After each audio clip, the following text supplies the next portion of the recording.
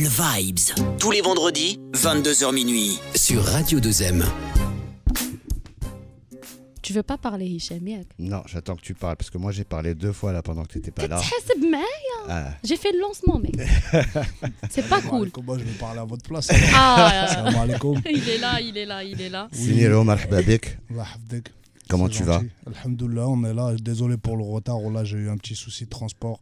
C'était indépendant de ma C'est pas volonté. grave. C'est Casa. C'est pas Mais grave. on est venu, on est là et ça fait très plaisir d'être avec vous sur Deuxième Radio. Là. Bah écoute, marhaba bik, nous aussi ça fait assez longtemps qu'on voulait avoir des gens de ton calibre déjà, et toi en particulier. Ce que j'ai dit à Omaima, c'est que je t'avais envoyé un message sur Instagram, mais en général les artistes, Ouais, C'est vois autre. pas vraiment. C'est dans les autres. je suis beaucoup moins actif qu'avant sur les réseaux. Ouais. C'est aussi voulu, tu vois, de prendre un peu de retrait par rapport aux réseaux sociaux et tout. Ouais. Et donc du coup, je suis plus vraiment actif sur les réseaux en général, tu vois, sauf quand j'ai de la promo ou des choses à faire. De toute façon, C'est ça, tu es dans cette émission pour en parler Ça justement. fait très longtemps que j'ai pas fait d'interview d'ailleurs. Je sais. C'est pas une je sais. interview, Hadi. C'est C'est un posage. C'est un On va posage, dire ça. voilà. C'est un posage, et puis c'est vraiment une occasion justement pour les auditeurs et pour tes fans de te connaître un peu plus intimement, de savoir quels sont tes goûts, qu'est-ce que tu écoutes, Qu'est-ce que tu d'où regardes? tu viens, qu'est-ce que tu regardes comme Tu joues film. de foot. Ok. Voilà. Ok. On est vraiment en mode promo, mais à la cool, tu D'accord, vois, entre nous, d'accord. vraiment. Je suis avec vous, je suis bon player. Marhaba. Mais de toute façon, justement, tu es là parce que tu viens de sortir un titre la semaine dernière aussi. Mhm. Papa fait le pitre, qui est un Ouais. retour, Qui en a fait. qui a un semi-retour parce que le vrai retour il va se faire très bientôt. J'ai D'accord. pris un peu de retard, j'avais annoncé décembre. Bon, de base, je devais annoncer la date de l'album en décembre. Ouais. J'ai pris un peu de retard parce que j'ai rajouté énormément de surprises dedans. Mhm. J'ai des collaborations, d'autres couleurs de son, etc. qui me manquaient. Ok. Et donc, en soi, ouais, c'est un semi-retour pour le Colors. Ouais. D'accord. Mais ça faisait combien de temps depuis le dernier single que tu avais lancé? Ça faisait une bonne année ou un an et demi? Bon, ça faisait 18 mois, un an Ouais. et demi. Ouais, le dernier single que j'avais envoyé, c'était en juillet de l'année dernière. Donc, ouais, c'est ça. Hein. C'est ça? Ouais, un an et demi, c'était nécessaire. J'avais besoin de faire cette pause, d'aller vivre un petit peu aussi d'autres choses. J'avais la tête dedans pendant un certain nombre d'années. J'ai pas pris de vacances. J'ai fait que travailler. Ouais. Et donc, du coup, j'avais besoin de cette année et demie, on va dire, pour me construire aussi dans ma vie privée et puis pour m'occuper un peu aussi de ma famille et puis de mes prochains projets aussi. Travailler dessus sur un peu plus calmement, tu vois. Ouais, tu en avais parlé un peu dans À Jamais, Oui. justement. Comme quoi tu avais besoin de prendre du recul. Ou là, tu annonçais un peu ton recul, Yak, c'est ça? Ouais, c'est un moment où j'arrive à saturation. Et ce qu'il faut savoir, c'est que sur À Jamais, le titre, c'est une vraie discussion que j'ai enregistrée. J'avais déjà prévenu mon collègue qu'un jour, je lui ferais ça. Et donc, un jour, il m'a appelé, et j'ai mis le haut-parleur, j'ai fait semblant justement de l'amener vers cette discussion-là, parce que c'est une discussion qu'on avait très, très fréquemment. Mhm. Et ouais, j'étais fatigué, c'était même au-delà de la fatigue physique, tu vois. Ras-le-bol de C'était un l'industrie. ras-le-bol. Bon, pas forcément de l'industrie, mais tu sais, quand tu as la tête vraiment dedans tout le temps et tout, tu y vois plus forcément clair, tu vois. Mhm. Et moi, ma musique, elle est très singulière, j'essaie de faire quelque chose de très authentique et j'avais la sensation de retomber dans un truc un peu redondant, j'avais l'impression de me répéter un petit peu. Mhm. Donc, il a fallu que je prenne du recul sur moi, sur ma musique, sur ma carrière. Pour te rafraîchir, quoi, un petit peu. Un petit peu, ouais, et puis vivre la vie un petit peu, ça fait du bien aussi. Ah, c'est clair, c'est clair. En tout cas, moi, j'apprécie particulièrement le morceau, vraiment. Papa fait le pitre. S'il y a des airs de Sacco, là, tu sais, Maudit soit les yeux fermés. Je sais pas si... je connais pas, mais je te le ferai. Tu vas l'écouter tout à l'heure, c'est rap marseillais. c'est fort possible. Ouais. C'est la bande originale de Taxi. Ah, d'accord. Ah, je dois Tu dois connaître. connaître, tu dois connaître, je suis sûr et certain. Rien, Mais ça m'a un peu fait ressentir cette vibe. Mais on va écouter Papa fait le pitre tout de suite. D'accord. Ouais, mais dans Avec- le maqas. La version clinée par Omeima. Très bien. Donc ne sois pas outré si jamais il y a des paroles qui manquent. Ça va, Pardon. c'est bon. Pardon. Y a pas de À tout de souci. suite. On écoute. Papa. Vous écoutez le Vibes sur Radio 2M. Et oui, vous écoutez le Vibes, on est de retour, on est en direct sur Radio 2M et 2M.ma en image. تقدروا تشوفوني وتشوفوا هشام وتشوفوا l'invité ديالنا نيرو. Et nous laissez vos commentaires et tout ce que vous voulez. زعما أي حاجة بغيتو تقولها notre invité, on est là. هشام.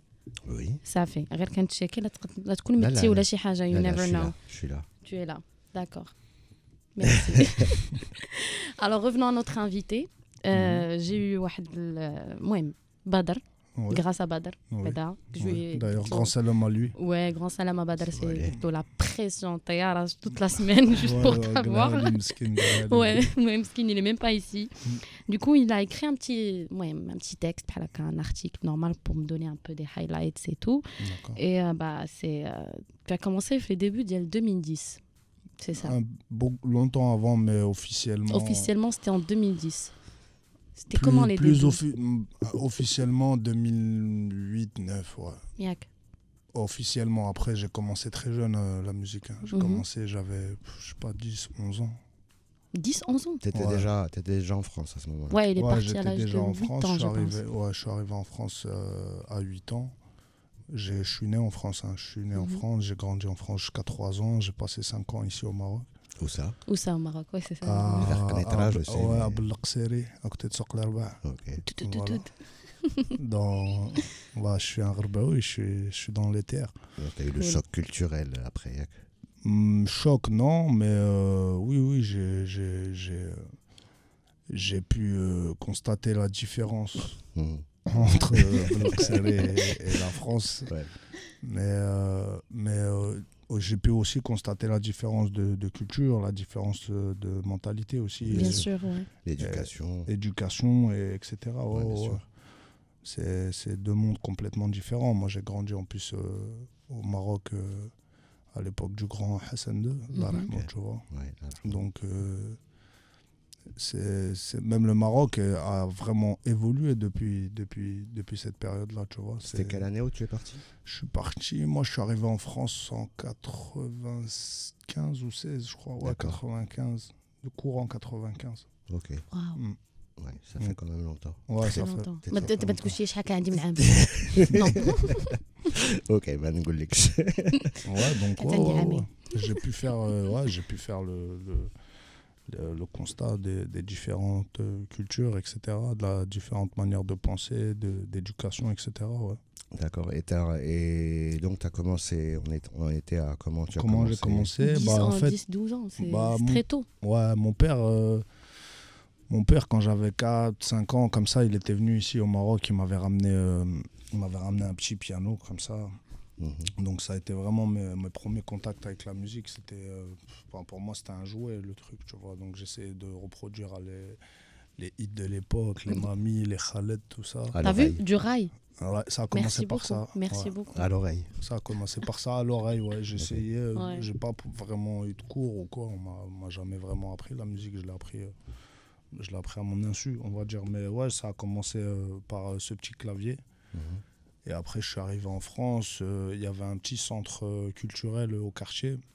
Et tous les jeudis soirs, il y avait un atelier musique. Et moi, j'allais là-bas. Puis de là, j'ai appris aussi à faire un peu de la batterie. Donc ça m'a appris le rythme, la rythmique, etc. J'ai appris les temps, j'ai appris tout ça. Et puis, mais que tu avais déjà en tant que Marocain, en tant que Maghrébi, on a tous le sens du rythme de toute façon. Ouais. Le bendir. Le bendir. Ouais. Et puis après le rap, c'est arrivé à l'époque où il y avait un ancien, père son âme, Allah rahmou, qui avait disparu pendant 20 ans. Là, on vient de retrouver son corps récemment. Oh. Et c'est lui qui nous apprenait à l'époque à faire du rap. Tu vois. D'accord. Et donc c'était 95, 96, tu me dis. Ça a été plus 97, 98, vraiment, où j'ai commencé à écrire. Oui. Après, j'écoutais énormément déjà ce qui se faisait à l'époque. On parlait d'Ayam, on parlait de Fab, etc. Tu vois. On va reparler de tout ça, justement. Et donc, ouais, c'est comme ça que je me suis lancé. Un jour, il y a ce frère-là, Allah rahmou, qui est venu me chercher au collège, qui est venu dans la classe. Ils ont proposé un atelier rap. On était une dizaine à avoir accepté. Au fil du temps, les gens ils venaient plus. À la fin, on était 2, 3. Et les 2, 3 en question, dès qu'ils ont arrêté l'atelier, lui, il venait nous chercher le mercredi après-midi quand il n'y avait pas école. Il venait nous chercher, il nous emmenait en studio, il nous apprenait à rapper. Je me souviens encore que je le dis souvent, mais c'est vraiment une image qui m'a marqué. Je rappais devant le micro, il me tapait sur le ventre. Et je ne comprenais pas au début. Et après, il m'a expliqué que la rage, elle venait du ventre. Ouais. On ne chante pas avec sa bouche, on chante avec son ventre. Ouais, avec son ventre, exact. Et donc, du coup, il nous a appris à rapper, il nous a appris tout ça. Et puis voilà, c'est resté. Hein. D'accord, donc c'est aussitôt que l'âge de 11-12 ans. Ouais. Et puis il a brutalement disparu en 2002 ou 2003, il me semble. D'accord. Et je me souviens que ça m'a mis un sacré coup, moi, de pas savoir, le fait de ne pas savoir où il était, etc. Parce que ça, l'histoire, même avant que je devienne quelqu'un dans la musique, tu vois, il a quand même il nous a forgé quand même une certaine personnalité à l'époque, etc. C'était un ancien très respecté dans le quartier. Mais t'as donné les bases, en tout cas. Ouais, exactement. Et c'était quelqu'un de très respectueux, d'apprécier de tous, etc. Paix à son âme, tu vois. Ouais. Et donc c'est lui qui nous a vraiment imprégné de ce truc-là. Okay. Et puis, on était une ville de rappeurs. Il y avait énormément de rappeurs dans ma ville. C'était... Ta ville, on précise, c'était Blois. C'était Blois, ouais. J'ai grandi à Blois. Je suis né à Orléans, mais j'ai grandi à Blois. Ouais, c'est dans le centre. C'est dans le centre de la France, ouais. C'est à 1h30 de Paris. Enfin, de la banlieue parisienne. Et ouais, donc du coup, on avait une vraie ville de rappeurs pour le coup. Il y avait réellement une vraie concurrence, on va dire. On n'était pas concurrents les uns des autres. Ça ressemblait plus à un mouvement où on est ensemble. Ouais. C'était une des rares choses qui nous ralliait à l'époque. Donc c'est comme ça que j'ai commencé à rapper. Wow. D'accord. Et écoute, on va faire une première, enfin pas une première pause. Une 14e. Une 14e. Vas-y. On va faire une autre pause. Je sais que de toute façon, t'étais ou t'es encore proche de la mafia Quinfri. Ouais, toujours. Ouais, il y a quelques membres avec qui je suis toujours très proche. Ouais. Voilà. Je sais pas, avec Rimka. Rimka, je l'ai croisé il y a peut-être 3-4 mois. Je sortais d'une date à Saint-Etienne. Je l'ai croisé à 8h du matin sur les quais de la gare. Ok. Grande accolade et tout. Rimka, c'est un mec que j'apprécie. C'est un grand frère. Ouais, c'est la génération d'avant. Sans eux, on serait peut-être sûrement pas là non plus, tu vois. C'est clair. Et tu connais un de ses producteurs préférés, Hadès? Ouais, je connais, mais je le connais pas personnellement. Il est là, pas loin, il est à Mohammedia. Il a 1h. Il me semble qu'on me l'a dit en plus. Hein. Là, il me semble qu'on me l'a dit qu'il était là en ce moment, tu vois. Oui, mais il habite ici. Ouais. Donc Hadès vient de produire le dernier single de Rimka qui s'appelle Drama. J'ai pas écouté en plus. Ouais. Voilà, on écoute ça tout de suite. Let's go. Le Vibes, tous les vendredis, 22h minuit, sur Radio 2M. Toujours sur Radio 2M, toujours le Vibes. Oumaima, toujours là en train de me faire des signes, je sais pas. Parce que je tiens à rappeler à nos auditeurs que l'expert rap français ici au Maroc, c'est Hicham Lqapesh. Waouh. Merci. Que rap français, putain. Ouais, mais Ouais, d'accord. Et Wu-Tang. J'ai oublié, mec. Et Dr. Dre, j'ai oublié. Tu vois. Dre Wu-Tang. Comment t'as trouvé ce morceau, Niro? Franchement, il est lourd, là. Je pensais même pas, vu qu'il y a une transition. Le switch. Je pensais que c'était un autre son. Je pensais qu'on enchaînait sur autre chose. Non, il est lourd. Karim, c'est un bon vieux. Hein. Il sait ce qu'il fait. Exactement. Il sait très bien ce qu'il fait. Tu connais un peu les producteurs ici au Maroc? Producteurs c'est-à-dire d'instrumental? D'instrumental, exactement. Pas vraiment, je te mens pas. Tu vois, après, j'ai travaillé avec quelques artistes, tu vois, mais beatmaker, non. Si, à l'époque, je travaillais avec, comment il s'appelle alors, pour te ressortir son nom, mon frère. Il a travaillé avec qui? Voilà. Il a travaillé avec moi. Non, il a travaillé avec beaucoup de gens. Je sais plus comment il s'appelle. Bon, on ne s'est pas trop bien entendu sur les derniers titres, mais c'était lui qui avait fait, il me semble, Rasta Rocket, tu vois. Rasta Rocket? Ouais. Waouh. Je sais plus comment il s'appelle, frère, t'as vu, sans vouloir manquer de respect. Là, moi, je me souviens. Non, ça pas de arrive, ça problème. arrive. Je me souviens plus, puis j'ai pas une très bonne mémoire. C'est cool. Mais sinon, non, je connais pas vraiment. Bah, il y en a un que tu viens de Viens de connaître là, découvrir, c'est Hades. Hades. Ouais, Bien Hades, sûr. j'ai déjà entendu parler de lui. Ouais. Et vraiment, c'est un collaborateur habituel depuis de longues années, justement, Dreamka. Et Badr, il te chacun, dit que tu parles de Suleiman Beats. Ouais, voilà, Voilà. Suleiman Merci, Beat, c'est Badr. exactement ça. Voilà. Ouais. Bah, je me souviens, j'étais un des premiers artistes en France aussi à être avec Suleiman Beat, etc. Tu vois. Mhm. Après, on ne s'est pas vraiment entendu sur les derniers trucs. Je dirais pas pourquoi. On va garder ça Pas de souci. Ça arrive. entre nous. Mais bon, c'était un très très gros producteur aussi, ouais, c'est vrai. Et il y a eu des tentatives et tout, et puis rien dit que c'est fermé. Là, franchement, il y a un grand vivier de super bons producteurs ici. Oui. On m'a dit ça, ouais. Et puis je suis souvent avec Toto, moi, donc D'accord. je suis souvent amené à écouter ce qu'il fait, etc. Et c'est très costaud en termes de production, ouais, c'est vrai. Ouais, il a fait... Hades, il a déjà fait des prods pour Toto. Ouais, bien sûr. Ouais, bien sûr, Pas ouais. que lui. Hein. Ouais. Il a fait même pour les Américains, les Je Canadiens. sais. Voilà, il y a des- je Non, sais. Hades est très bon. Après, il n'y a pas que lui, il y en a vraiment plein d'autres. C'est pour ça De toute façon, les Marocains, on a une fibre artistique qui est particulière. Hein.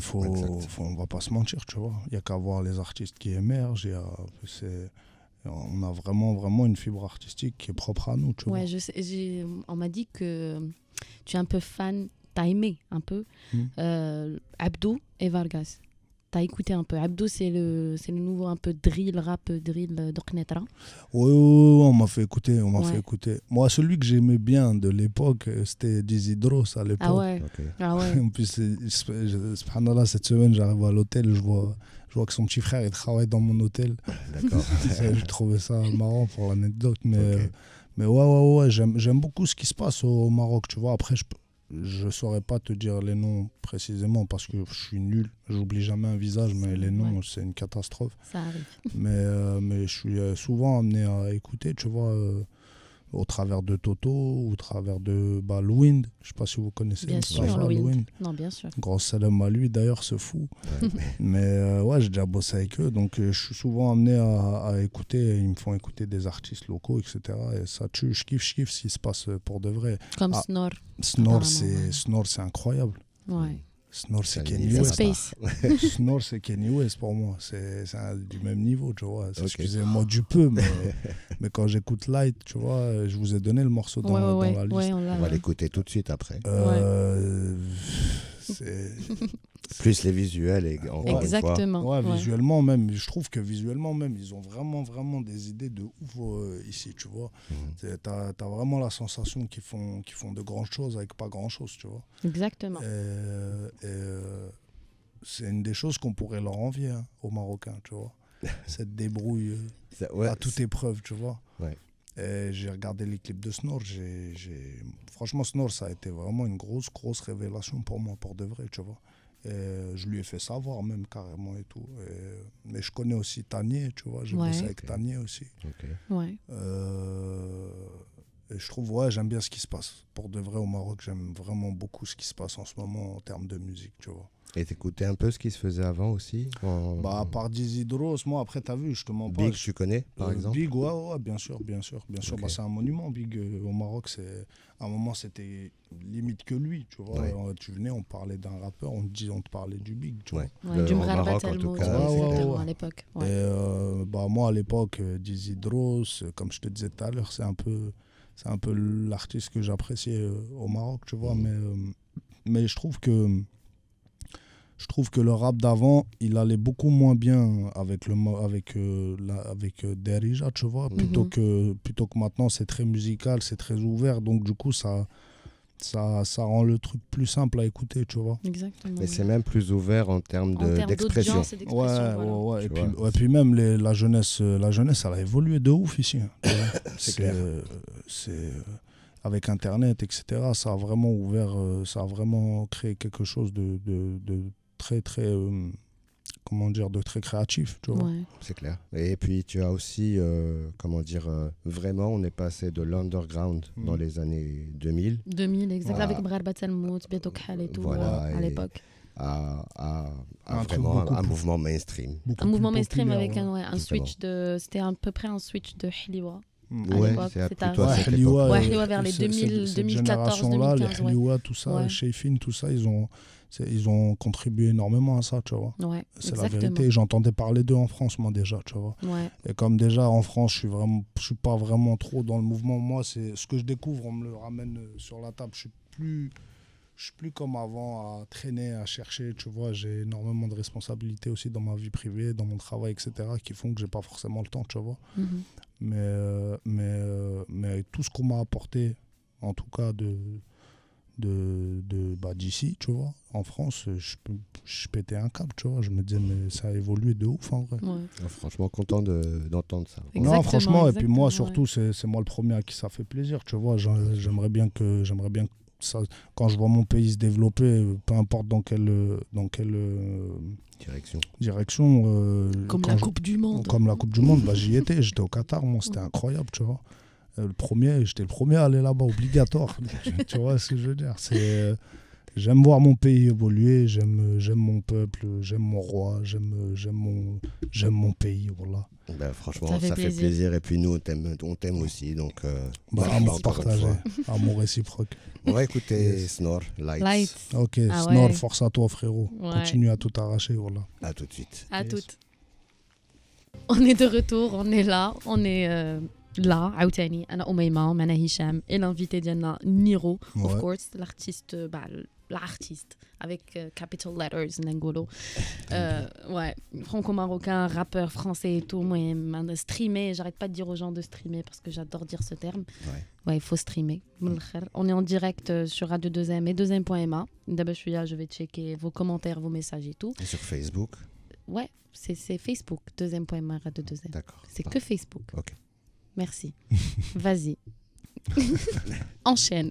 Ah, c'est à moi d'enchaîner. Oh bah oui. Ok. Bah écoute, on va un peu revenir au tout début. Quand tu étais au Maroc, c'est quoi tes souvenirs musicaux? Dans quelle ambiance musicale tu baignais? Qu'est-ce que tu écoutais? Alors, je me rappelle que mon père, il écoutait beaucoup Mamie, Khaled, tout ça, mais Johnny Clegg aussi. Ok. C'est un son qui m'a marqué mon Sud-africain. enfance. Ouais, ça m'a marqué mon enfance, tu vois. Ouais. Mais j'ai pas réellement... tu sais, je tiens quand même à préciser que c'est le Maroc des années de début 90. Ouais, c'est ça. C'est pas une grande ville, j'habite pas dans une grande ville, j'habite vraiment à la campagne des campagnes. Non, Maître Hachem Chara, vraiment, quand je te demande ça. Donc à cette époque-là, on n'avait pas forcément les mêmes accès en termes de musique, mais ouais, comme tout le monde, tu vois, Khaled, Mamie et Johnny Clegg, pour le coup. Okay. Il m'a marqué son son, là, je sais plus comment il s'appelle. Assi Bonanga. Ouais, Assi Bonanga, exactement, c'est ça. Et ça m'a vraiment marqué dans mon enfance. Ouais. Après, en France, j'ai découvert d'autres choses, tu vois, comme avec ma mère. Ma mère, elle aimait beaucoup Balavoine, tu vois, Jean-Jacques Goldman, c'était... Donc les chanteurs français. Ouais, vraiment. Donc tu as baigné là-dedans, en fait. J'ai baigné dans les deux, tu vois. Okay. J'ai eu la partie rail, après j'ai eu la partie variette, et puis la partie hip-hop qui arrivait en même temps à l'époque. Tu vois, quand tu as une partie rail, ton vécu, tu deviens une star. Mais elle insiste sur le rail. Chaque fois. Non, mais c'est vrai en plus. Elle insiste pour de vrai. C'est pour tous les artistes d'abord. Ils cartonnent, ils avaient une partie rail. À force, les auditeurs ils vont croire que je suis anti-rail. Je suis pas anti-rail, je m'y connais pas bien, c'est tout. Ouais, ça fait, j'ai rien dit d'abord. Je t'ai même pas accusé d'abord, je t'ai rien dit. Voilà, d'accord. Moi, j'apprécie le rail de l'époque surtout, tu vois. Oui. Voilà. Oui. Donc Khaled, Mamie. Ouais, voilà. Et puis il y avait, et puis plus tard, il y a eu du rail un peu francisé, tu vois, avec des mots français. C'est à partir de là que j'ai lâché le steak. J'ai lâché le steak. Pour pas le nommer. Bon, il y avait 1, 2, 3 soleils à l'époque, mais moi, j'ai apprécié ça passer. Puis c'était encore. Il y avait encore quelques titres en arabe, mais dès que en fait, le rail en français, ça m'a. Je trouvais ça tellement nul. Mais 1, 2, 3 soleils, c'est. Ouais, c'était quelque chose, 1, 2, 3 soleils. C'était quelque chose. Hein, voilà. Ouais. Je me souviens que j'ai de la famille qui ont été les voir en concert à l'époque et tout. Non, mais parce que Abdelkader, c'était du rail en arabe. Quoi. Ouais. C'était pas du rail en arabe, exactement. C'était pas Faudel. La chanson, c'était quoi déjà? Tellement je t'aime. Voilà, Je pense à toi. c'est à ça qu'il pense, justement. Mais il n'y a pas eu que ça. Il y en a eu beaucoup d'autres. Il y en a eu beaucoup oui. d'autres. On pourrait citer des noms, mais on va se garder. On va faire grâce aux auditeurs de ces souvenirs-là. Et donc, mais c'est très, très le rail à l'ancienne, moi. Vraiment très à l'ancienne, quoi. C'était quoi ton à l'époque, on écoutait du Shiabi aussi, tu vois. Après, je serais incapable de dire les noms. Ok. Mais à l'époque, il y a beaucoup de Shiabi qui tournaient à l'époque. Ah non, je ne vais pas le chanter, là. Je vais m'abstenir. Je vais m'abstenir, C'était quoi ta question, pardon? Je voulais juste savoir c'était quoi le déclic vers le rap, parce que du rail au rap. Moi, il t'a dit les ateliers au début. Je sais, c'est les ateliers, mais c'était quoi les artistes que tu écoutais à l'époque du rap? Moi, les premières baffes que j'ai pris, avec Aya, NTM et puis Fab aussi, tu vois. La Secret Connection. C'était avec Cut Killer, c'est ça? Ouais, il y avait à l'époque Cut Killer, il y avait d'autres, il y avait les compilations de DJ Goldfinger aussi qui sortaient à l'époque avec Double Face. Exactement, c'était un truc de fou, les doubles faces. Ouais. Et puis il y avait ça, il y avait les compilations, puis petit à petit, en fait, moi, t'as vu, ça m'a tout de suite parlé, en fait, tu vois. Ouais. J'ai même tout essayé, en réalité. On n'avait pas les platines et tout pour faire DJ, mais tout ce qui était grave, tout ce qui touchait autour du hip-hop, on était dedans. Toute la culture, quoi. J'ai fait du break aussi, à l'époque, j'ai dansé, tu vois. Ok. Quelques années, jusqu'à l'âge de 15 ans, tu vois. Mais ça a fait partie de ce que je fais musicalement aussi. Ah oui, ça de m'a la culture. Vraiment, j'ai été imprégné de tout, moi. T'as vu, je peux pas te dire que c'est une musique qui m'a... il y a eu le rap qui a pris un peu plus de l'avance sur les autres, mais j'ai vraiment été inspiré de tout, moi. Ok. J'étais très très sensible à la musique pour de vrai, voilà. Et t'écoutais des Américains aussi à l'époque? Ouais, beaucoup. Moi, c'est la génération Mobb Deep, Wu-Tang, tu vois. Et je suis un grand de base. Je suis très très très très fan de Method Man, tu vois. Waouh, ok. Method Man, ça a été mon premier concert. J'ai été au concert de Method Man je sais plus c'était en quelle année, mais j'étais mineur, j'y étais sans permis, avec une voiture semi-volée. Elle avait les phares jaunes, un grand BMW. Je me rappelle, la pédale d'accélérateur, elle était plus grande que mon pied. J'ai été voir Method Man ça pour à Bordeaux. À Bordeaux, exactement. C'était un concert de malade mental, je m'en rappellerai toute ma vie, tu vois. Mais j'ai beaucoup étudié ce que font les Américains. Moi, je suis un grand fervent de ce que fait Tupac, par exemple, tu vois. Après, j'aimais bien Biggie, mais Tupac, tout ce qui représentait, tout le symbole qui représentait. Le côté rebelle, le charisme. Ouais, très charismatique. Représenter les siens aussi, surtout. T'arrives à te dire qu'il est mort à 25 ans. C'est incroyable. C'est avec tout ce qu'il représentait, c'est ouf à son âge, tu vois. Non, c'est clair. Et moi j'étais là-dedans, j'étais dans Mobb Deep à mort, tous les mecs de la East, Infamous Mob, tout ça. J'ai vraiment tout écouté. Quand Eminem il est arrivé, j'ai étudié ce qu'il faisait aussi, tu vois. Moi c'était plus même limite des études que des écoutes, tu vois. Ouais, bien sûr. Il fallait que je capte leur placement, comment ils plaçaient les mots, les moments où ils accéléraient, les moments où ils mettaient les cuts, leur réalisation de titres, etc. J'étais grave là-dedans déjà à cette époque-là, tu vois. Donc ouais. Mais j'étais beaucoup plus rap américain que rap français. Ah d'accord. D'accord. Ouais, dans un premier temps, ouais. Ok. Non, moi à cette époque-là, j'étais avec les IAM NTM justement. À cette époque-là, ils ont stabilisé la chose. C'est ça. Moi, j'ai stabilisé vraiment avec la FF, tu vois. La Funky Family. J'ai vraiment stabilisé avec eux parce que à cette époque-là, j'étais vraiment traumatisé par ce que faisait Mobb Deep. J'étais traumatisé. Wu-Tang, je comprenais un peu moins. Il y avait certaines sonorités qui étaient dures à capter aussi, tu vois. Vrai. Mais Wu-Tang, c'est des délires comme Ice Cream, tout ça qui m'ont tiré, tu vois. Et puis Method Man, il dégageait quelque chose qui faisait que ça me mettait de la curiosité sur ce que faisait le Wu, tu vois. Mais moi, ceux qui m'ont littéralement choqué mon enfance, c'est Mobb Deep, tu vois. Mobb Deep, les sonorités de Mobb Deep, rien à dire. Les placements, et puis c'était la cité, voilà, c'était incroyable à cette époque-là. Ouais, mais là, Rahmo, c'était qui le Prodigy. C'est Prodigy, qui est mort à son âme. Bah après, il y a eu Lunatic à l'époque aussi, tu vois, il y avait Idéalgie aussi, ouais. Kerry James, avec qui tu as fait un feat. Exactement, bah, avec qui j'ai fait même une tournée à l'époque. Ouais. Je faisais partie de sa tournée, j'étais jeune encore, tu vois, j'étais un rookie, on va dire, entre guillemets. J'avais le vent aussi derrière moi. Bien sûr. Donc Kerry James, à l'époque, il m'a invité à faire sa tournée avec lui. C'était un truc de fou, tu vois. J'ai fait Bercy avec lui, j'ai fait le festival de Belfort. On a fait des dates partout en France. Et Kerry James, c'est la famille. Idéalgie, ça a été... la Mafia Quinfri, même après, tu vois, ça a été un grand coup de marteau, un gros coup de massue pour nous tous, tu vois. Ouais, bien sûr, bien sûr. Donc c'est ça aussi qui a fait que je perdurais dans le rap français, parce qu'en dehors de ça, j'étais très, très, très rap Quinri, moi, de base, tu vois. Ouais. Là, en fait, c'est la Mafia Quinfri qui a un peu américanisé, je dirais. Pour moi, pas forcément, tu vois. Moi, je dirais qu'à l'époque, ceux qui faisaient partie, il y avait Booba de l'époque qui américanisait beaucoup le truc, tu vois, mais Lunatic, c'était pas américain du tout, c'était très français. Mais Lunatic, c'était très Mobb Deep aussi, tu vois. C'est vrai. C'était très, très Mobb Deep. Quand je dis américanisé, c'était genre, tu avais un rap français assez édulcoré à la télé. Et avec les clips de Mafia Quinfri, c'est venu un peu plus cité, un peu plus vu. Voilà. Tu vois, c'est dans ce sens-là que je dis américanisé. Pour moi, c'était... Non, quand je parlais d'américaniser, c'était surtout en termes de musique. Pour moi, la Mafia Quinfri, c'est le rap français. Ok, ouais, d'accord. C'est les cités de France, c'est le rap français, l'histoire même du truc, tu vois. Ouais. C'était très Kaira à l'époque.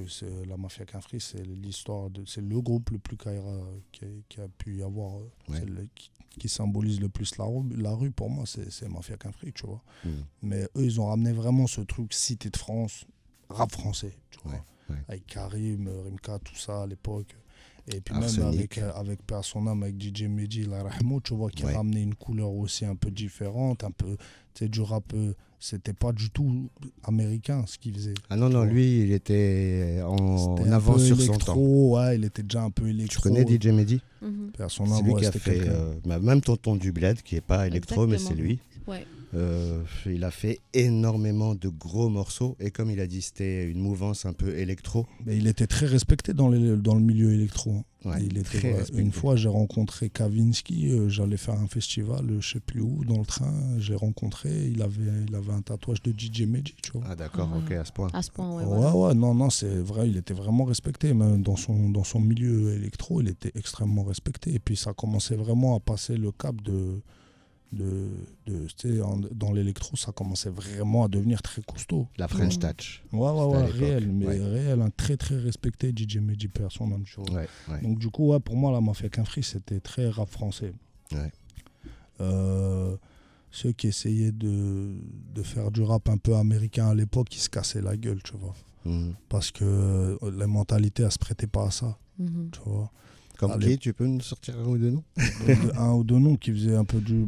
il y avait... ils se cassaient pas forcément les dents, ils avaient des succès commerciaux, mais c'était pas...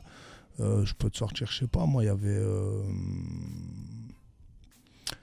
Par exemple, un mec comme Olkinry qui était extrêmement fort, lui, c'était très penché américain, tu vois. Vrai, d'ailleurs, dans le 91, en général, ils sont très américanisés dans leur délire, tu vois, depuis très longtemps. Et à l'époque, lui, ça marchait parce qu'il avait des gros tubes avec son groupe, là, je sais plus comment il s'appelait, avec Django Jack et Camnouz. Et Camnouz, ils avaient un groupe et qui tournait à mort, ils tournaient en télé, etc. Ça prenait, etc. Mais quand on parlait de rap, tout le monde respectait Olkinry. Mais à l'époque, les gens, tu pouvais tomber sur des gens qui disaient ouais, vas-y, c'est trop Olkinry, lui, tu vois. Les gens, ils étaient très rap français. Moi, je comprenais ce que faisait Olkinry, tu vois. Même bien avant ça, en vrai, depuis non, c'était pas lui qui avait fait Pourquoi, c'était Bustaflex. Non. Où la vie mène. Non, attends, non, c'était pas ça. Ça, c'était la FF. Merde, j'avais un titre à lui. Attends, laisse-moi, je me refais mon catalogue. Mais Olkinry, donc il y avait Olkinry, mais il y en avait plein d'autres, tu vois, qui ont essayé, tu sais, qui étaient, tu sais, dès que tu venais avec des trucs un peu larges, tu sais, même des mecs comme Booba, ils lui tombaient dessus à l'époque. Qui ne représentaient pas la cité, quoi. Ouais, en mode, il fait trop Olkinry, lui, c'était ça à l'époque, tu vois. C'était la mentalité vraiment qui régnait dans le rap français, c'était ça, tu vois. Dès que tu faisais un peu le quinri, tu sortais des sentiers battus. Donc, du coup, les gens, ils étaient plus forcément avec toi, tu vois. Ouais. Mais il y en a eu énormément des artistes comme ça, tu vois. Ouais. Dadou, tu vois, par exemple, je vais te citer des mecs comme Dadou, tu sais, qui étaient très quinri, venaient avec des pots de pêche. Ils étaient très. Bustaflex, tu vois, très quinri aussi, tu vois. Exact. Mais ça, cette vague-là, c'est un peu effacée avec l'arrivée des gens comme la Mafia Quinfri, comme. Tu sais, qui faisait très quartier de France, tu vois ce que je veux dire. Ouais, tout à fait. Donc nous, on a grandi dans cette mentalité très quartier de France. Mais sauf que moi, j'étudiais à l'époque déjà les placements des quinri, j'essayais de voir comment ils plaçaient leurs mots et tout. Et c'est pour ça qu'en fait, j'étais bon dans ce que je faisais, en fait. J'étais sur la bonne voie sans le savoir. T'étais studieux. Ouais, dans ce que je faisais à mort. Ouais. Je me souviens d'avoir... quand j'étais jeune, j'allais à la bibliothèque, j'allais louer des CD pour récupérer des samples. J'écoutais des heures et des heures de musique classique, tu vois, pour récupérer un sample de 4 mesures, tu vois. Ouais, j'imagine. J'allais chercher des CD avec des bruitages de villes, d'animaux, etc. pour rajouter sur mes prods. Donc tu étais dans la recherche même musicale. On manquait de ça, nous, à l'époque. On n'avait pas d'instrumental, on ne faisait pas d'instru. Il y avait beaucoup de phases B. Pas les moyens, c'était beaucoup de phases B, mais pour les avoir, c'était compliqué aussi, tu vois. Bien sûr. C'était un réseau, quoi. Il fallait que tu dises à ton pote qu'il te fasse une cassette, machin, ou des fois, ça reprenait juste une boucle et puis ça la remettait à l'infini pour pouvoir travailler dessus. Ouais. Mais nous, on est génération phase B, de ouf. Écoute, on va refaire une petite pause, là, musicale. Ah ouais, musicale. Ouais, oui. Vas-y. Arrête. On va écouter Outkast. Ok. Ah, chaud. Ouais. Et justement, comme tu parles de Rosa Parks dans ton morceau, on va écouter Rosa Parks. Allez, let's go. On écoute Outkast. On est là, toujours en direct sur Radio 2M avec notre invité Niro. C'est Oumeima, comme Oumeima, et Hicham. Ouais, je suis toujours là, moi. Ouais, alhamdoulilah. Niro aussi, il est juste un petit coup de fil rapide. Et il revient. Je vous rappelle qu'on est en direct sur Facebook 2M.ma et Radio 2M. Ouais. Je vais checker, je vais voir s'il y a des commentaires. Vas-y, marhaba. نشوفوا الناس شنو تيقولوا واش كيتفرجوا ما كيتفرجوش. المهم كنقول هادشي le temps que je rentre. C'est ça que tu as. Je sais, on appelle ça meubler. Meubler. Tu meubles le temps. Ah. Non, écoute, en tout cas, moi je suis content de l'émission. Comme tu as dit, j'ai quelqu'un avec qui... Ah ouais. Tu t'écoutes sur Facebook. Tu es dans ton élément. Ouais, dans mon élément. Et intergénérationnel. Waouh, Nari. انا جاني لي موندي الشارفين فهمتوا حيت الشارفين نجيك من الاخر واخا لا واخا. Non, écoute, je crois qu'on va refaire une petite pause rapide, je pense. Oui, on écoute quoi? On va écouter justement un titre de Niro. Et on va écouter Pardonnable. Pardonnable, il est où, Beckham? Il est pas là. Ah, lui non plus, il est pas là. Ah ouais, il est là. Salut Beckham. Il nous entend pas. Hein. Ils sont toujours au téléphone. Bon, il y a Niro qui est en train de revenir. Ah ouais, Marhaba. Alors. Voilà, il est là, il est revenu. Là, je suis sur le live, sur 2M.ma. Il y a quelques questions. D'accord. Il y a une première question. Qu'est-ce que tu as tourné avec la Crime et Toto à Casa ces derniers jours? J'ai pas tourné avec la Crime et Toto, j'ai tourné que avec la Crime. On a tourné un clip surprise qui va apparaître dans le projet d'un de ces artistes. Je peux pas en dire plus malheureusement. C'est plus une surprise là-bas. Mais ouais, il y a des vidéos qui ont fuité, donc en vérité. C'est pour ça que les gens demandent, voilà. C'est pour ça que les gens demandent, mais je peux pas en dire plus la famille, mais en tout cas c'est très costaud, très costaud ce qui arrive. Ouais. D'accord. Bien, cool. Et tu avais annoncé un projet de film ou de série? C'est toujours en cours. C'est toujours en cours. J'ai avancé sur le scénario, etc. Ça a mis un peu de temps, je te mens pas, parce que je pensais pas avoir autant de difficultés à trouver des acteurs, à trouver aussi des réalisateurs qui pourraient me suivre sur le projet. J'ai trouvé. Donc là, je suis en plein dessus. Là, je commence à travailler dessus. Là, juste après la sortie de l'album, je pars en tournage. C'est une série ou un film? En fait, de base, je voulais faire une série, mais il s'avère que ça prend énormément de temps. Ouais. Donc, je vais d'abord commencer par faire un court qui n'est pas court. Okay. Mais je vais commencer par là déjà. Mhm. Et puis si ça prend, on fera la suite, Inch'Allah, sous forme de série, tu vois. Mais pour l'instant, c'est vraiment, j'ai envie de démontrer que je suis capable, tu vois. Que je suis capable de faire quelque chose de grand dans le cinéma, et j'en suis persuadé, autant que dans la musique, tu vois. J'ai une culture cinématographique. Voilà, j'allais poser la question, je vais faire une petite transition. Ouais, Voilà, qui est justement, assez pour importante. Ouais. Il a cinéphile. tendu la perche. Ouais, exactement. Parce qu'en plus, tu fais la plupart de la réalisation de tes clips. Ouais. Très Ouais. souvent, je suis très très souvent à l'arrière dans mes clips. Limite, des fois, j'ai même pas envie de tourner, j'ai envie de faire tourner des gens et d'être dans la direction artistique du truc. Mais ouais, très souvent, je suis derrière, très très souvent. Après, je laisse aussi libre cours aux mecs de faire ce qu'ils veulent. J'impose pas forcément beaucoup de choses, mais la ligne directrice du truc, très souvent, c'est moi qui l'impose. Ouais. Ouais, ok. Revenons un peu au côté cinéphile. Ouais. Tu regardes quoi comme film? Wow, ça fait longtemps que j'ai pas regardé de film, mais j'ai regardé. C'est quoi tes classiques? Voilà. Moi, mon classique suprême numéro 1, c'est Man on Fire avec Denzel Washington. Ah ouais, C'est très beau film. C'est Très beau film. au-delà du film et de l'histoire, c'est la Exactement. musique, le grain de l'image, le jeu, l'acting, il est incroyable. Mais la fin du film. La fin du ouais, film, c'est ouais, j'ai trop. même vu la fin alternative, si Ouais. tu veux savoir. Il y a une fin alternative, Ouais. tu l'as vu? Non, pas la fin Si tu veux alternative. que je te la raconte, Non. je te la spoil. Je la verrai. Si tu me Ouais. dis qu'elle est bien, je la Il verrai. y a une fin alternative que je préfère. Enfin Ah, non, d'accord. je la préfère pas parce que...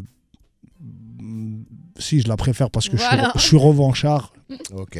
Je la préfère parce que je suis revanchard, mais la manière dont se termine le film, elle est triste. Ça aussi, ça a rapporté. Je pense que ça aurait pas été aussi triste avec la fin alternative. Donc il y a, on va dire, c'est 50-50. Mais j'aime bien la fin alternative. Tu as Elle est- piqué ma curiosité, donc je vais aller voir la fin alternative. Ouais, elle se trouvait que sur le DVD. Ah, mais t'inquiète Ah. pas, on va trouver. On va Ouais. trouver, on va On est au trouver. Maroc. Je pense, ouais. Ouais, On qu'on a va Derbrel. trouver. Ouais. Bah, au Maroc, tu vas rigoler. J'ai sorti Eurogame en 2016. On n'avait pas sorti de CD physique. Ouais. Et je suis venu ici et je l'ai trouvé. Ben oui. C'est avec une cover et tout, incroyable. Bien sûr. Ils sont très créatifs. Tu veux une petite anecdote? Pareil, tu connais Kim Chapiron. Ouais, bien sûr.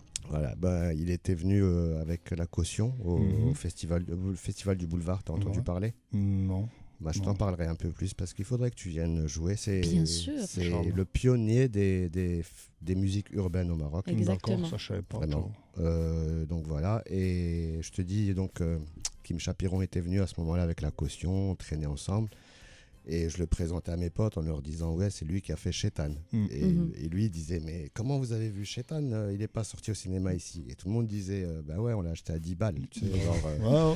voilà. Et il y a un autre de mes potes qui lui sort une belle vanne, il lui fait, si ça se trouve, on a même Shaitan 2 et tu le sais pas encore. C'est vrai, voilà. C'est vrai. Donc voilà.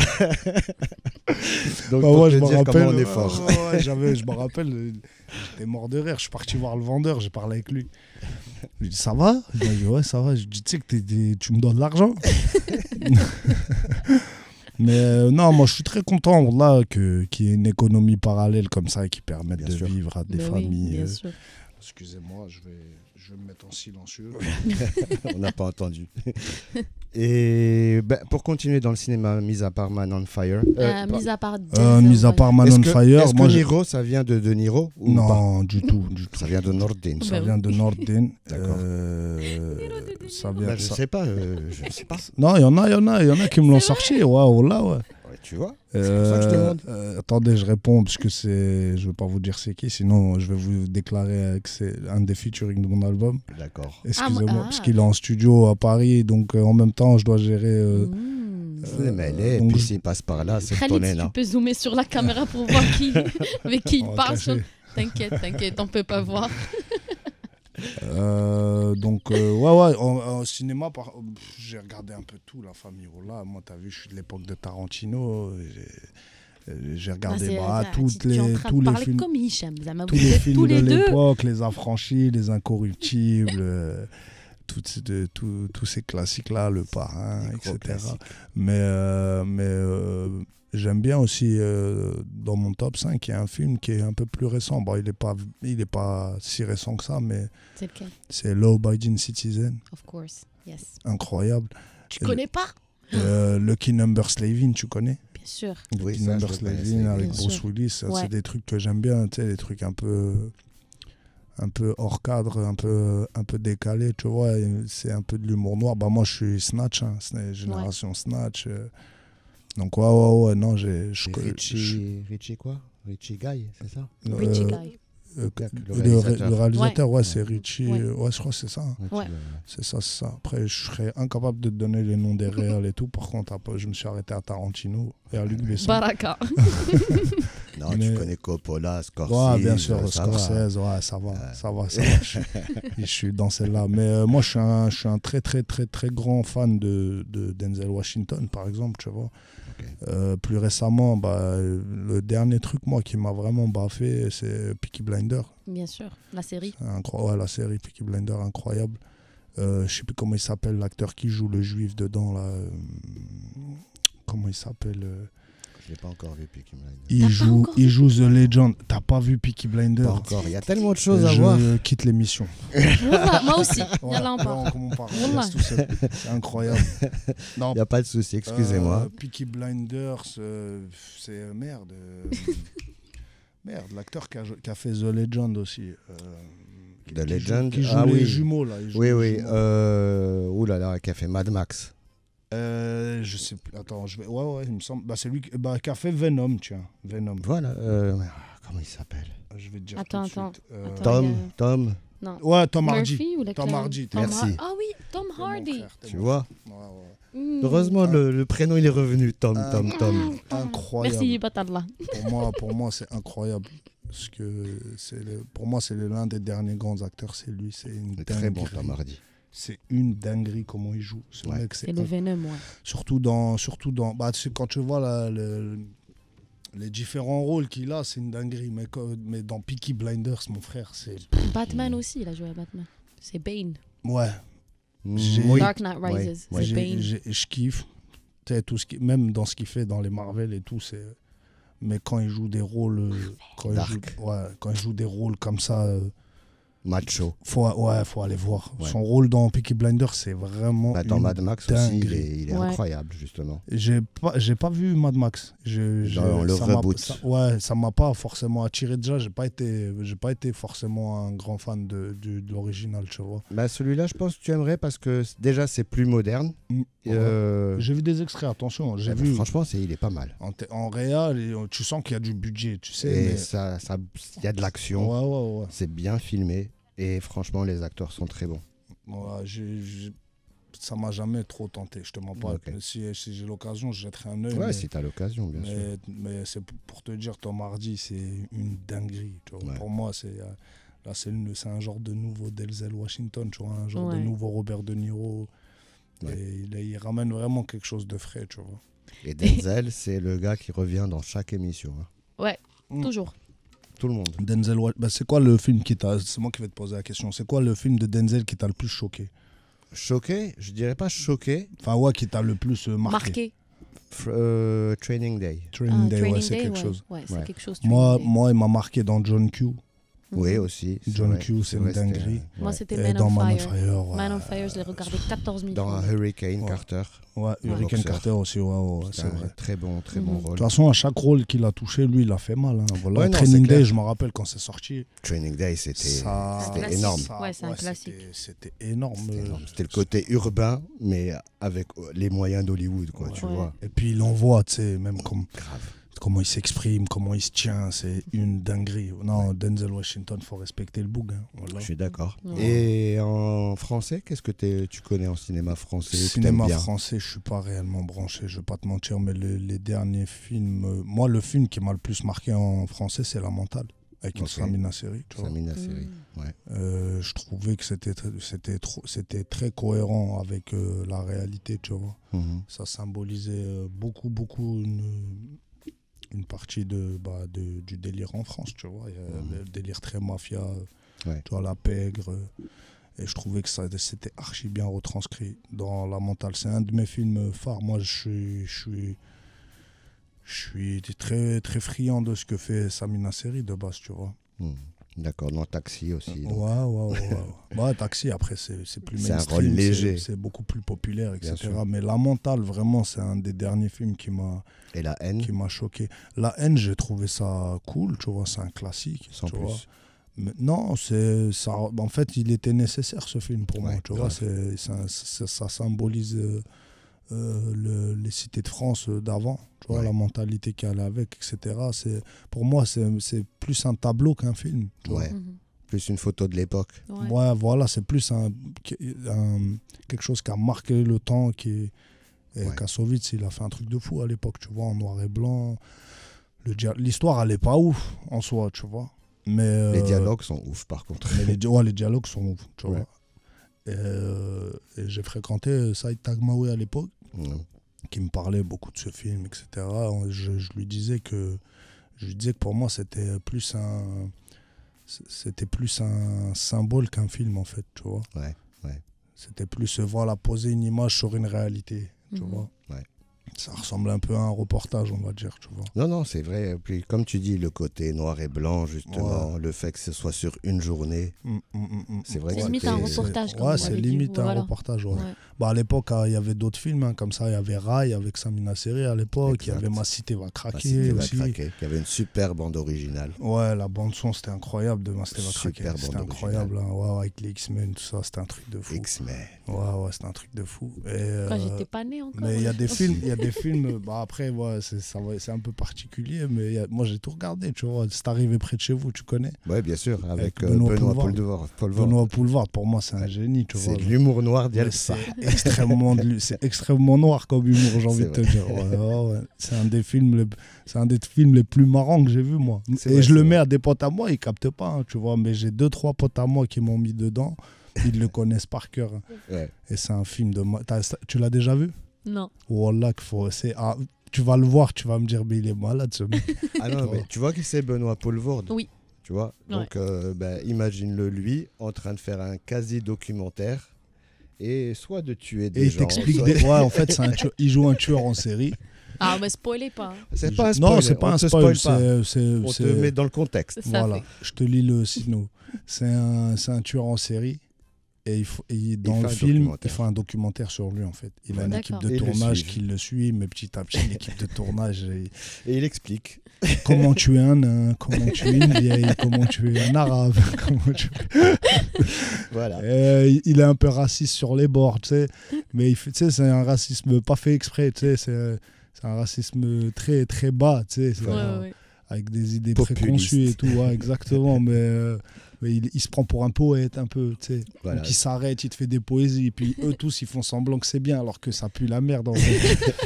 Et ils ont peur de lui, donc non, le film il est incroyable. Et j'ai mis du temps à me rendre compte de la puissance de ce film-là, mais Benoît Poulvord, pour moi c'est un des plus grands acteurs français. Tu vois, on parle de Jean Reno, etc. Mais il est belge en l'occurrence. Mais il est belge, mais francophone, je vais dire francophone pour être plus précis, mais Benoît Poulvord, c'est un des plus grands acteurs francophones. C'est une dinguerie comment il me fait rire, moi, tu vois. Ah non, mais c'est un tueur en plus en train de faire plein de bêtises, pour utiliser un mot poli, mais avec un visage imperturbable, super sérieux. Et il te sort des mots. En plus, il paraît qu'il est comme ça dans la vraie vie. Dans la vraie vie, on il est m'a comme dit ça. Ça aussi. Il paraît qu'il est incroyable, quoi. Même ses potes qui le connaissent, il les surprend tout le temps, quoi. Tu vois, donc c'est incroyable. C'est un dada à la Maroc. Si t'as l'occasion, tu iras sur YouTube et tu tapes Best of Benoît Poulvord. Et voilà. Et tu vas te régaler. Tu vois, de quand il est jeune à maintenant, comment il fait. Et puis il a une élocution de malade, il a de l'éloquence, il est très charismatique, je le trouve trop fort ce mec, tu vois. Et c'est un écorché, on m'a dit, tu vois, c'est un écorché, et c'est pour ça qu'il est comme ça aussi dans la vraie vie, tu vois. Okay. Mais j'aime beaucoup Benoît Poulvord. Très bien. On refait une autre petite pause musicale, je pense. On va écouter, tout à l'heure tu m'as dit que tu connaissais pas Sako, Chien de paille. Si, je connais Chien de paille. Chien de paille. Mais ce titre-là... Maudit soit les yeux. Je suis sûr que tu le connais, Bah, parce que c'est dans la bande originale de Taxi. Mets-le et je vais te dire ça tout de suite. On écoute ça tout de suite. De retour en direct sur Radio 2M, Vibes, on est là avec notre invité Niro. Yes. Il est presque à la minuit. Ouais. Wow. Ben, le temps passe vite. Après, on a eu un petit peu de retard, mais ça fait rien. On fera une c'est deuxième ma émission. faute, je Non. m'excuse. On fera une autre fois, émission quand tu auprès sortiras l'album, des tu auditeurs. reviendras. Inch'Allah, avec plaisir, voilà. Voilà. Avec grand plaisir, Si voilà. t'as passé un bon moment, bien sûr. On revient fort. Voilà. Je reviens fort. Et là, on a écouté Sors de ma tête, Ouais. qui était un gros morceau dans ta discographie aussi. Ouais. D'ailleurs, je voulais te demander, on n'a plus beaucoup de moments, j'avais pas mal de questions, mais pourquoi on ne retrouve pas tes premiers albums sur les plateformes, par exemple? Parce que c'était contractuel. Si, on les retrouve, il me semble. Les premiers, non? Si, sur Deezer, je pense que tu peux les Deezer, retrouver. ouais, sur pas Spotify. Spotify, je pense pas, mais parce que c'est contractuel. C'était avec J'ai plus la Major. main dessus. En fait, moi, les 2 premiers albums, j'ai lâché le steak directement. Ok. J'ai switché par rapport. Je vais pas en parler ici. Nous, on lave notre linge sale en famille, tu vois. Ouais. Et donc, pour moi, ça a été.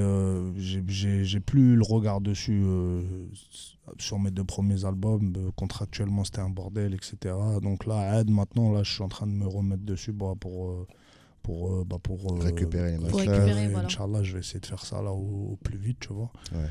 Trouver un accord aussi avec Universal, etc.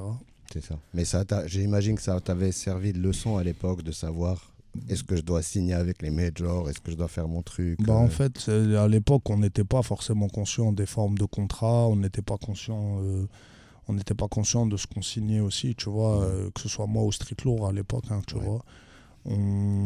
Signer une licence, c'était pas ce qu'il fallait faire, tu vois. Et pour l'époque, nous, on avait besoin de cette assistance un peu maison de disque, etc. Vu qu'il n'y avait pas de stream, etc. C'était du physique, donc c'était un réseau extrêmement fermé, tu vois. Fallait passer par eux, quoi qu'il arrive. Puis il y avait toute la machine de la promotion, des concerts. C'était tout un Exactement. travail. Ouais. Exactement. Et à l'époque, je me rappelle, j'ai rejoint Capitol pour mon 2e projet. Le premier, il n'y a pas grand monde qui a cru, je te mens pas. On avait des sorties chez Warner à l'époque, chez Because aussi, mais ils n'étaient pas chauds. Le seul qui m'a suivi à l'époque, c'est Musicast. D'ailleurs, grand salam à lui, parce que lui, il a vraiment cru en tout le monde. C'est simple, dès que tu avais un album que tu étais à peu près sérieux, il te suivait derrière et il mettait en place le réseau de distribution, etc. Donc c'est lui qui avait distribué mon premier projet. On n'avait pas pressé de ouf, on avait pressé 2000 albums à l'époque. Seulement? Ok. Ouais. On n'avait pas vraiment... Non, 4000, pardon. 4000. On n'avait pas pressé de ouf puis il y avait... c'était le début d'iTunes aussi, tu vois. Ouais. Mais tout ça m'a appris que faut apprendre les formes de contrat. Faut apprendre le business de la musique, faut savoir où tu mets les pieds. Voilà. Et ça arrive, on arrive à mon autre question, c'est après tu as fait ta propre structure justement, directement après. Non, pas directement après. J'ai eu une période de transition quand j'ai quitté. Non, j'ai pas quitté Street Lourd. On s'est séparés sur une entente. Et donc je suis allé en artiste sur deux projets. Il me restait 2 projets en fait à sortir chez Universal. J'ai sorti mes 2 projets en artiste. Donc j'étais artiste Universal. Il n'y avait plus le label Street Lourd derrière. C'était, si je me souviens, l'album, mais je bossais encore avec Street Lourd sur la direction artistique. Ils avaient c'était eux qui avaient l'enveloppe pour faire le projet, etc. Ouais. La prod exé. Ensuite, j'ai fait Orgame et les autres en même temps. Et moi, à cette époque-là, je disais à Capitol que ça y est, je voulais retourner en indé, en fait, tu vois. Et Alex Kirchhoff, qui est toujours le boss de Capitol en France, est venu me voir à l'époque. Il m'a dit, écoute, laisse-moi une chance de bosser avec toi, j'ai envie de bosser avec toi. Ça faisait partie il voulait moi, Lacrim et Fianso sur son label. C'était un de ses délires qu'il voulait se faire à l'époque. Donc il a insisté, il me disait, reste, on va bosser, tu me laisses une chance de bosser avec toi, et puis machin. Donc j'ai dit ok. On a bossé ensemble sur les autres. Après, j'ai ouvert ma boîte en 2017. En juin 2017, j'ai ouvert mon label. Et j'ai continué à bosser avec lui pour le coup. Mais là, du coup, j'étais plus artiste ni en licence. J'étais en coprod. Coprod, c'est on est à 50-50 sur les investissements et sur les bénéfices. Alors que licence, on était à 50-50 sur les investissements, mais en bénéfices, on est à moins. On est 70-30. Moi, j'ai pas signé de licence. J'ai préféré signer une copro. 50-50 sur Kulchi. Surtout. Et le deuxième, il y avait Oxy et il y avait Mort. Mort, c'est comme c'était un truc surprise. Lui, je l'ai sorti uniquement en distribution. Je n'ai pas pris d'avance sur celui-là. D'ailleurs, c'est un des projets qui m'a le plus rapporté d'argent. Tu vois. Donc, c'était très significatif pour moi. Et derrière ça, j'ai sorti Oxy. Il me restait un projet chez eux qui était Mensrea. Donc, on a fini sur Mensrea. Et après, j'ai switché chez Sony. Chez Sony, je suis en distribution. Normal, quoi. Ça se passe bien. Je suis producteur de mes projets, je suis propriétaire de mes bandes depuis Oxymore, en fait. Tu vois. Ok, très bien. Et dans ta structure, tu as des artistes en développement, j'imagine? J'ai des artistes par exemple, je produisais Nino B. Nino B, il a décidé d'arrêter brusquement. J'ai pas trop compris au départ, mais bon, il a décidé d'arrêter, que c'était plus pour lui. Je respecte ça, donc j'ai mis de côté. Donc Nino B ne fait plus partie d'Ambition Music. Okay. Plus récemment, je m'occupais de Cénis aussi. Pareil, Cénis trouvait que ça prenait un peu de temps, mais moi je négociais en même temps pour lui en maison de disque. Et comme du coup Nino B il est parti, ça a un peu foiré mes plans au niveau de la maison de disque, parce que du coup il me prenait plus pour un mec sérieux. Donc du coup j'ai eu du mal à refaire signer Cénis. Ça a pris un peu de temps, donc du coup il m'a dit qu'il voulait partir tout seul. Je lui ai dit ok, tu vois, même si je n'étais pas trop d'accord. Donc là j'ai signé Tig récemment, un jeune artiste de Montpellier, un Marocain. TIG. Un morceau de Tig. Ouais, j'ai mis un morceau de lui parce que c'est vraiment un de mes rappeurs préférés. Hein. Il est fort, j'ai écouté. C'est pas parce que c'est mon artiste, je ne l'ai pas signé directement. J'ai mis plus d'1 an à le signer parce que parce que j'estimais que j'avais pas les épaules pour signer un talent comme lui, en fait, tu vois. Et finalement, lui, il m'a dit, moi, je suis avec toi à la vie, à la mort, donc il est avec moi. Et donc, je l'ai signé. J'ai Lil Star aussi, qui est un gros artiste du Luxembourg. Lui, son album est fini. Je suis en train d'essayer de trouver une distribution pour sortir dans des bonnes conditions. Ça prend un petit peu de temps aussi. C'est pareil, le truc avec Nino B, ça m'a un peu plombé au niveau de ma production. Je ne veux pas te mentir. Après, tu as vu, c'est son choix. Il a décidé d'arrêter. Mais moi, j'ai perdu un peu en crédibilité, on va dire, auprès des maisons de disques, dans le sens où je voulais signer des jeunes. Maintenant, ils sont plus très chauds. Donc, il faut que je refasse le travail de confiance derrière. Et donc, voilà. Mais j'ai Tig, Lil Star et Koro. Voilà, sur mon label, toujours KORO, mon ami d'enfance. D'accord. Et la prochaine sortie, j'imagine que c'est ton projet, normalement, l'album. Donc, tu n'as pas encore la date, alors? J'ai pas la date, mais j'ai la période. Je devais sortir en janvier. Finalement, j'ai un petit peu retardé. Ça sera courant janvier, février, Inch'Allah. Sûr. Donc pas si loin que mais ça. Mais d'ici là, on va envoyer des clips à partir de là. Là, je peux pas vous dire quand exactement, mais là, on commence à envoyer des clips. Et tu peux nous donner des petits scoops de qui c'est qu'il y a dessus, des petits feats? Je vais vous donner un feat, parce qu'on est au Maroc et on est chez lui, on est à Casa. Voilà. C'est El Grande Toto. Ouais. Je l'ai mis sur l'album. Il y a Alpha One. Okay. C'est sorti sur les réseaux, donc c'est pas une exclue. Et pour le reste, vous découvrirez, Inch'Allah, sur l'album. Une tournée au Maroc, par hasard? J'ai fait une date à Casa récemment. Je sais, mais prochainement? Prochainement, j'aimerais bien. Pourquoi pas le boulevard, hein? Pourquoi pas? J'aimerais bien, voilà. J'aimerais bien. Moi, j'ai toujours été très ouvert à ça. Après, t'as vu, il y a ma voisine, il y a tout ça, mais on m'a jamais invité. Mais toi, c'est plus boulevard. On m'a jamais invité. J'attends une invitation de boulevard. On va en parler. On va en reparler. Inch'Allah. Ouais. Inch'Allah. Écoute, il reste plus que 5 minutes, malheureusement. 4. Waouh. Ouais, j'aimerais bien qu'on écoute son artiste à lui. Tig. Ouais. D'accord. Ouais. Écoute, on écoute Tig. Moi, je voulais remettre Papa fait le pitre. On peut mettre les deux. Non, on si peut mettre Tig, c'est mieux. Tig, moi je pense Allez, Tig parce que on met Tig. Vu qu'on va mettre Tig, du coup, ça va être minuit. D'accord. Ouais. Et en clôture là. Ouais. Mot de la fin. On se dit au revoir On se tout dit de au suite. revoir. Bah, malheureusement. Malheureusement. Franchement, c'était un plaisir. Bah, franchement, c'était un grand plaisir de t'avoir Partagé, ici. ouais. Et vraiment, vraiment, vraiment, je suis agréablement surpris. Vraiment, même de l'évolution. C'est incroyable. Franchement, vous êtes bien. Vous avez des très beaux locaux. Merci. Et voilà, vous avez une belle émission. Merci pour Merci. les questions. Merci pour la culture aussi. Merci Ouais. à toi. Et puis, Djima Maghreb. Djima Maghreb. Allez. Bah, écoute, c'est ce qu'on Le allait mot te de dire. la Si fin. t'as- Exactement. on allait te dire, est-ce que tu as un mot de la fin? Tu as Djima anticipé. Maghreb. Voilà. Ça Donc tout va très bien. Et puis écoute, vraiment, la prochaine fois que tu es là et que tu veux Quand tu veux. justement faire chigil ça et qu'on parle de ton prochain projet ou là de tes artistes, Inch'Allah. n'hésite pas. Avec Tu peux plaisir. même ramener tes artistes avec toi. Marhaba bik. Inch'Allah. Marhaba Allah yahfadek, On wallah. C'est On super rajoute des gentil. chaises, nous, t'inquiète. Allah yahfadek, c'est Wallah. gentil, ma soeur. wallah. Wallah, Merci. marhaba bik. Donc Merci on écoute beaucoup. Tig pour se quitter. yak. On écoute Tig pour se quitter. Merci beaucoup pour les gens qui nous ont suivis. Fad Saa ou Toulouse, Satin, à peu près. Satin, 20 minutes. On se quitte sur Tig, comme j'avais déjà dit. Et sur l'ensemble de programmation de Radio 2M, on a Total Mix qui vient après. Ouais. On se retrouve la semaine prochaine. Ou la semaine d'après, ou la semaine prochaine, vu que c'est On verra. On verra. On verra. On verra, d'accord. À la prochaine, les amis. Merci beaucoup, Niro. Merci à vous. Merci, deuxième. Bonne soirée. Yes.